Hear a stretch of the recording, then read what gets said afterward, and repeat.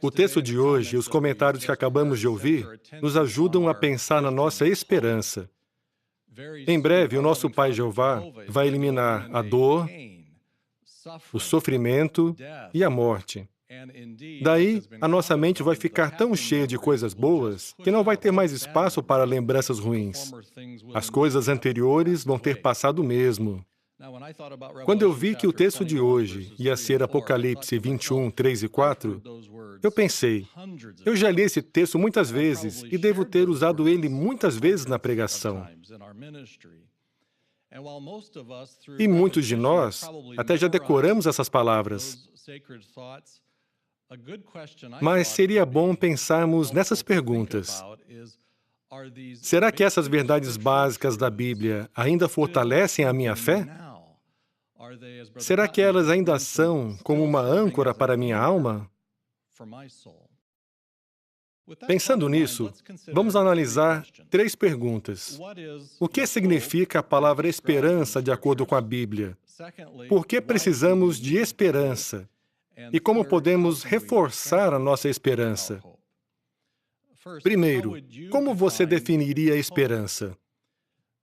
Uma sentinela de 1993 citou um escritor que disse que a maioria das pessoas acha que a esperança é apenas uma forma boba de se negar a verdade.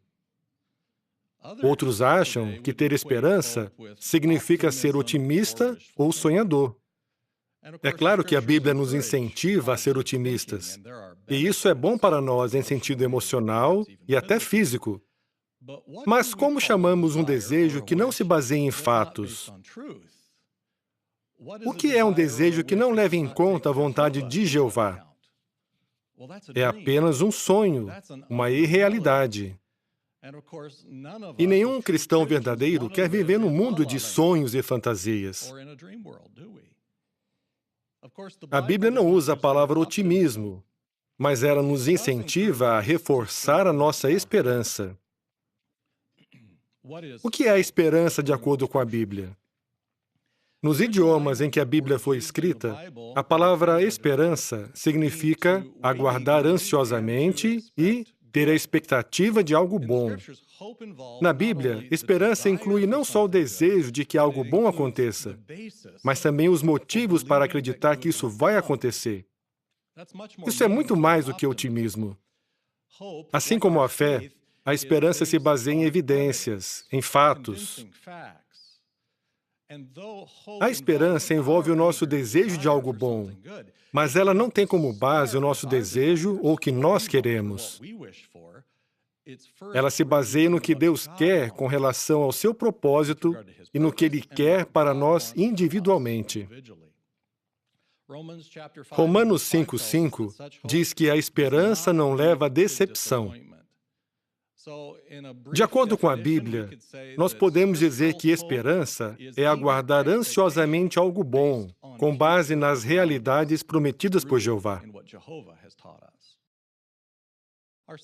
A segunda pergunta é: por que a esperança é essencial para nós?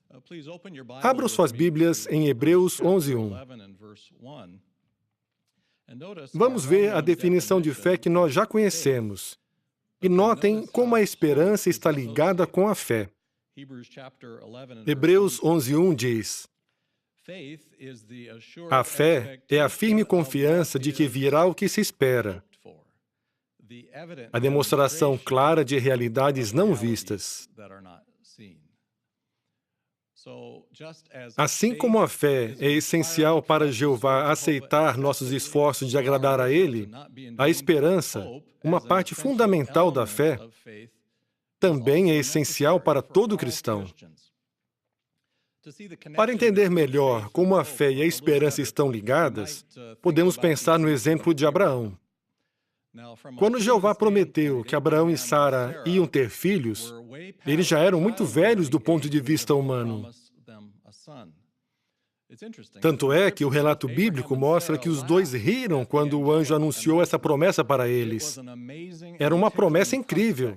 Era até engraçado pensar em ter filhos depois de velhos. Mas como Abraão reagiu a essa promessa? Veja o que a Bíblia diz em Romanos 4:18. Esse texto também fala sobre o assunto da esperança. Romanos 4:18 diz: embora estivesse além de esperança, mas baseando-se na esperança, ele teve fé em que se tornaria pai de muitas nações, de acordo com o que havia sido dito. Assim será a sua descendência. Fé baseada na esperança. Consegue ver a ligação? Por causa da promessa que Deus fez a Abraão, a esperança dele foi reforçada. E essa esperança de que ele ia ter um filho deu uma base firme para a sua fé. Então, a fé fez a esperança dele ficar mais forte e mais real. Não era apenas um desejo no coração dele, mas ele aguardava ansiosamente ver o cumprimento da promessa de Jeová. Também, nós precisamos de esperança por causa das tempestades que estamos enfrentando ou vamos enfrentar antes do fim desse sistema.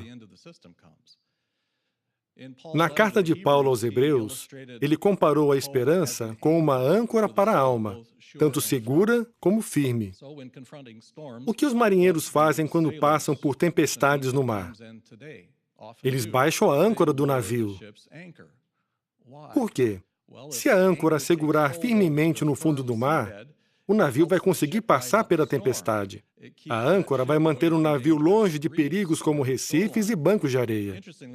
Quando o apóstolo Paulo estava no navio indo para Roma, no ano 58, o navio estava em perigo de encalhar. A Bíblia diz que os marinheiros jogaram não só uma, mas 4 âncoras. 4 âncoras. Dá para imaginar? E o resultado? Todos passaram pela tempestade. Não é difícil ver a ligação entre a esperança e os dias tempestuosos de hoje.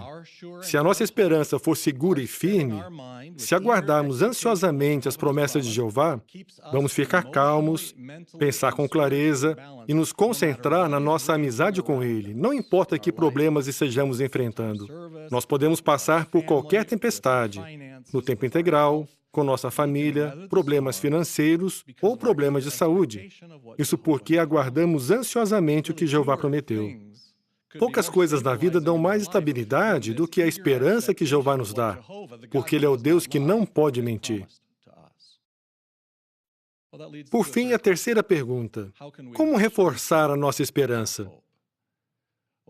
Conforme os irmãos comentaram muito bem, nós precisamos pensar em como nós e nossa família vamos nos beneficiar pessoalmente das promessas que Jeová fez para o futuro. É claro que a nossa principal motivação para servir a Jeová é o amor, mas Ele quer que a gente medite nas recompensas prometidas na Bíblia. Ele quer que você visualize e medite nessas promessas. Falando das belas gravuras que temos nas nossas publicações, uma irmã disse que examina com muita atenção as gravuras do paraíso, assim como ela faria com uma revista de destinos turísticos. Ela se imagina vivendo no paraíso porque ela espera viver lá. Apenas um sonho? Não. Pelo contrário. Ela está meditando em verdades preciosas do Deus que não pode mentir. Abra a Bíblia em 2 Pedro 3, 11 e 12. E notem como esse conselho inspirado nos incentiva a reforçar nossa esperança nas coisas maravilhosas que vão acontecer. 2 Pedro 3, 11 e 12 diz: visto que todas essas coisas serão dissolvidas dessa forma, falando do que esperamos acontecer em breve na grande tribulação e no Armagedon, pensem que tipo de pessoas vocês devem ser. Devem ser pessoas de conduta santa e praticar atos de devoção a Deus, ao passo que aguardam e têm bem em mente a presença do dia de Jeová, pelo qual os céus serão destruídos em chamas, e os elementos se derreterão com calor intenso. Veja no versículo 12 a expressão ter bem em mente, ou desejar ansiosamente, literalmente apressar. Consegue ver como a meditação, ou seja, visualizar o que vai acontecer, nos fortalece? Para ter bem em mente o dia de Jeová, precisamos fazer orações sinceras. Não apenas ler, mas estudar e meditar na Bíblia. Isso vai nos ajudar a nos alegrar na esperança. Em breve, vamos ver o cumprimento de tudo que nós esperamos do Deus que não pode mentir.